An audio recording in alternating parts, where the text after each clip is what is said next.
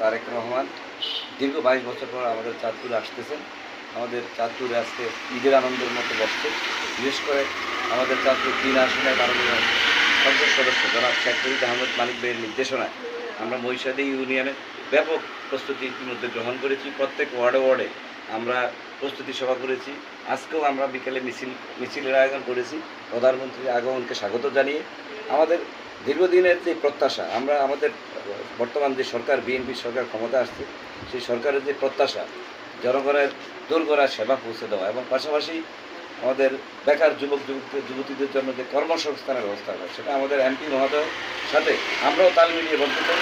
আমরা চাঁদপুরে একটি ইপিজেড চাই, যে ইপিজেডের মাধ্যমে লক্ষ লক্ষ হাজার হাজার আমাদের তরুণ তরুণীরা এখানে চাকরির কর্মসংস্থানের ব্যবস্থা হবে।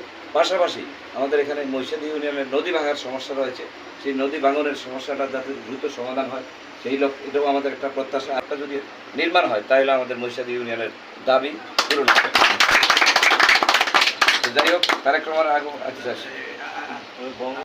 আমাদের যে প্রত্যাশা, আগামীকালকে আমরা চাঁদপুর সরকারি কলেজ মাঠে মহিষাদী ইউনিয়ন থেকে প্রায় 5,000 লোকের সমাগম মহিষাদী ইউনিয়ন থেকে নিয়ে আমরা এবং সেই লক্ষ্যে আমরা সকল প্রস্তুতি ইতিমধ্যে সম্পন্ন করেছি এবং আমাদের যে জনদাবি, যে ফ্যামিলি কার্ড সহ যে সকল প্রতিশ্রুতির কৃষক কার্ড থেকে আরম্ভ করে এই জিনিসগুলি মানুষের দোরগোড়া যাতে দ্রুত সময়ের মধ্যে পৌঁছে যায়, সেই জন্য আমরা আহ্বান জানাচ্ছি মাননীয় প্রধানমন্ত্রীর কাছে এবং আমাদের মাননীয় এমপি শেখ ফরিদ আহমেদ শেখ মানিক ভাইয়ের কাছে আমরা ধন্যবাদ জানাই, কৃতজ্ঞতা জানাই, যাতে অল্প সময়ের মধ্যে 3 মাসের মাথায় প্রধানমন্ত্রী চাঁদপুর এনেছেন। আমরা মহিষাদী ইউনিয়নবাসীর পক্ষ থেকে, মহিষাদী ইউনিয়ন বিএনপির পক্ষ থেকে মানিক ভাই এবং তথা প্রধানমন্ত্রী তারেক রহমানকে আমরা ধন্যবাদ জানাই।